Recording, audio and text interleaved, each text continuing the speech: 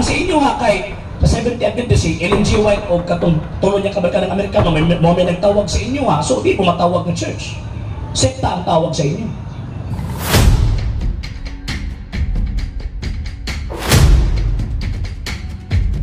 Sige. Kung di ay sumabasa ba di ay ang religion nga sa inyo ha, religion ninyo sa Bible, based in the Bible? Yes. Mabata ko ang gibasihan ng St. Matthew chapter 16 verse 18. Unsa iyang gingon?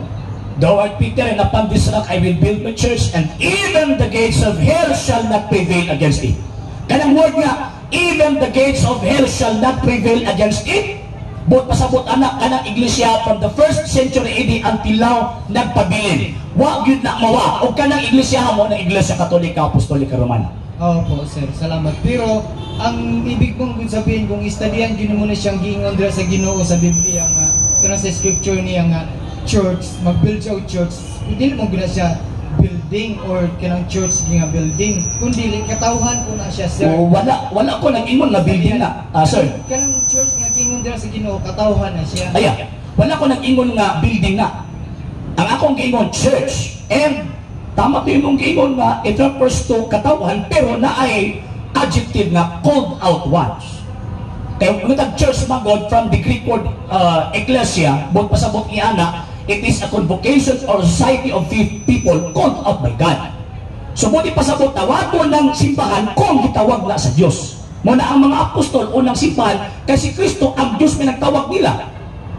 Ang simbahan Katolika kay mo man ang iglesia dito kundi Kristo man nagtawag iglesia.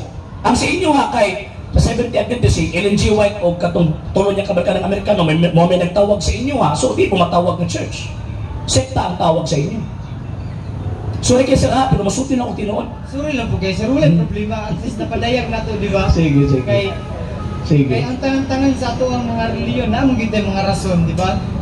Pero depende rin mong na pagsabot na to sa pulong sa Ginoo. Kung asa ta gitawag sa Ginoo, dito ta. Pero naay gingon sir nga contra factum non valid argumentum.